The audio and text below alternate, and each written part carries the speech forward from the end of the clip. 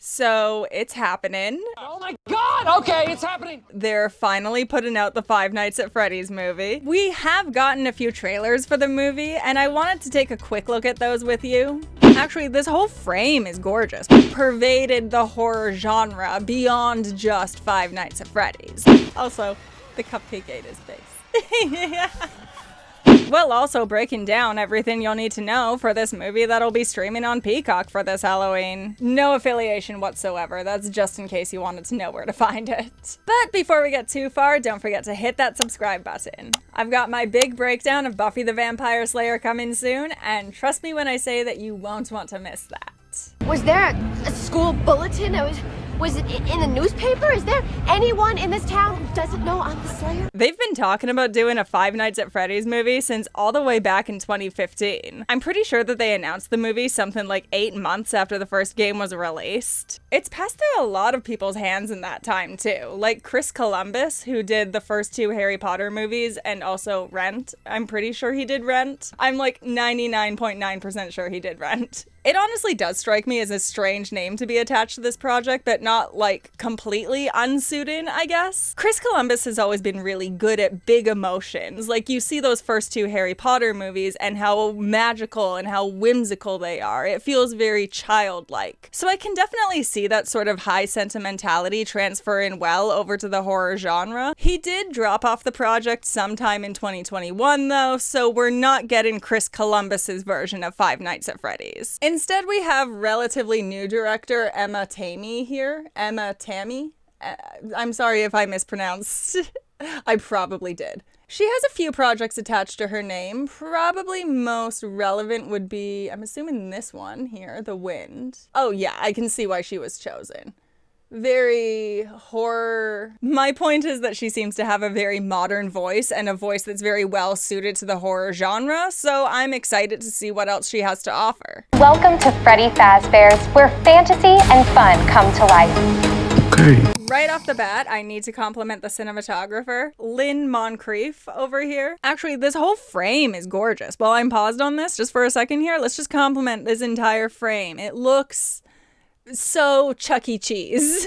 A lot of bright colors, a lot of big poppy hues. I'm loving it. It works really well for this particular subgenre of horror. I will admit, I am just automatically going to like anything that connects bright, fun, childish images with horror. As a person with CPTSD as a result of childhood, perfect. Just beautiful. And of course we have that carnival music alongside it. This is definitely going to be a project that's going to require a lot of talented people working together behind the scenes. It seems like we have a great team working on this project. We even have this quote from Jason Blum that I wanted to highlight here, just to kind of point out how involved the creator has been throughout this whole process. We've written multiple scripts and we've got where we're threading a needle, which is doing justice to Five Nights at Freddy's and making Scott Cawthon happy. I don't want to do something that Scott doesn't like. Let me say that a different way.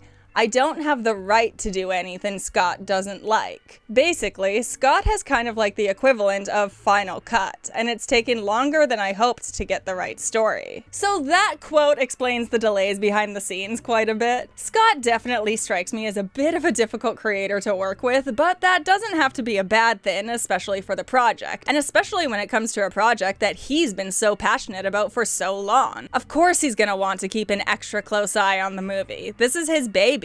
So I'm glad to see that the creator is being given a lot of creative freedom here, but that isn't necessarily to say that that delay won't hurt them in the long run. The fact that they've taken that bit of extra time to get this movie out there has given other horror movies the chance to get their killer animatronic movies out there first. Like, we got that Banana Splits movie a couple years back that honestly wasn't very good, but then we have Willy's Wonderland with Nicolas Cage that is honestly amazing, just one of the best best things that Nicolas Cage has done in the last few years by far. Of course, Five Nights at Freddy's is going to have the leg up on Willy's Wonderland just because it has that name and that cultural recognition. I'm just saying that I can also see the potential that a couple of years from now, everyone's gonna be out there like, oh my god, Five Nights at Freddy's movie, that was so great. And then people like me are gonna be like, yeah, but have you seen Willy's Wonderland? I'm not saying we're not gonna be annoying. I'm just saying I see it happening already. Although, one thing that Five Nights at Freddy's had going for it that Willy's Wonderland didn't is that Five Nights at Freddy's is working with the Jim Henson Creature Shop on their animatronics, which is kind of exciting. I mean, the animatronics look gorgeous in the movie. They almost look like exactly out of the video game. I'm not gonna sit here and say that the Jim Henson Creature Shop is a mark of a quality movie or anything. They've definitely put a lot of effort into not so great movies in the past. But that being said, they've always put a lot of effort into them, so I'm excited to see what they come up with.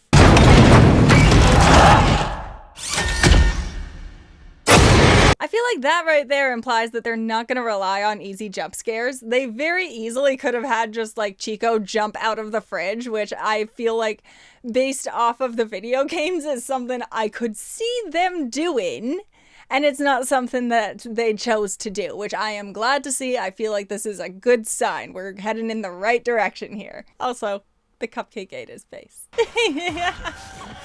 The cast looks pretty exciting, mostly unknown names, with the exception of Josh Hutcherson, of course. We have Matthew Lillard making his big return to the horror genre, which is super exciting. Depending on how familiar you are with 90s horror, you might know Matthew Lillard best as Shaggy, which is a role that he really fell into in the early 2000s with the live-action movie. Are you challenging me? And he really took it and ran with it from there. Like, he's gone on to be the voice of Shaggy in so many animated productions.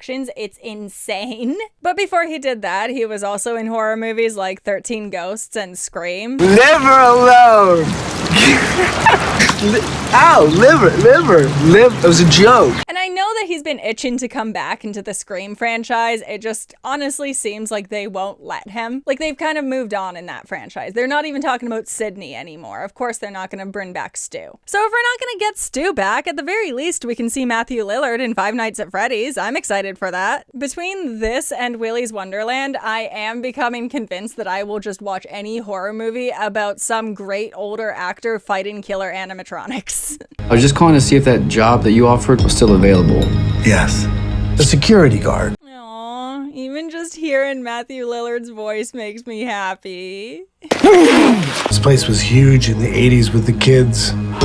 They shut it down years ago. The owner's just not ready to let it go yet. It actually does strike me as interesting now that they bring up the whole idea of nostalgia, that they're bringing Matthew Lillard into this movie. And for a lot of us who do remember 90s horror, Matthew Lillard kind of is that nostalgic presence that's kind of doubled down in this movie. So I didn't really think about that. But yeah, that casting kind of works in that weird sort of way. Nostalgia is the wrong word for it, but this idea of holding on to the past is definitely an idea that has pervaded the horror genre beyond just Five Nights at Freddy's. Like, it's a huge theme in Southern Gothic, for example. You see a lot of stories there of a lot of, like, formerly wealthy families that refuse to give up on the idea of, you know, what they once were. Or otherwise, you get a lot of, like, ghost stories that are all a metaphor for holding on to the past. Guillermo del Toro, Crimson Peak, all that fun stuff. Ghosts are real.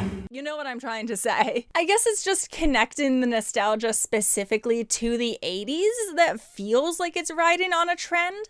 But at the same time, it's very suiting, especially when you think about how much the horror genre was transformed throughout the 80s and how much we still hold on to the horror movies of the 80s being so amazing. And it's a lot more of a complicated discussion than I necessarily intended to start for this video. Let me know what your thoughts are down in the comments section. Are you going to be watching this one for Halloween this year, or what do you think? Thank you so much for joining me on this little ramble, and I hope to see you next time. Stay spooky, my friends. Special thanks to my supporters on Patreon, Ericobia, Arietta Crafty Bryant, Justin East, and Wilson L. Ricks III. If you'd like to become a part of our little monster squad, just know that everybody's welcome. Hitting that subscribe button is a surefire way to become a member, but the Patreon link is there in the video description if you'd like to receive some bonus perks along the way. Things like early access to videos and scripts, and your name called out at the end. Until next time, my friends. Sorry, there's a cat in the room, and it's, of course, the most skittish of the boys. Sorry, I need to look something up. No, not that. Ma, ma, ma, ma. And I wish I had done little freckles. I have natural freckles. You just, of course, can't see them in this light. Can you see my nose? Okay, this is getting weird. We're getting close now. Was that necessary? Was that so necessary at this time in the morning? It is 7:30 in the morning. Go to sleep, says the person filming a video.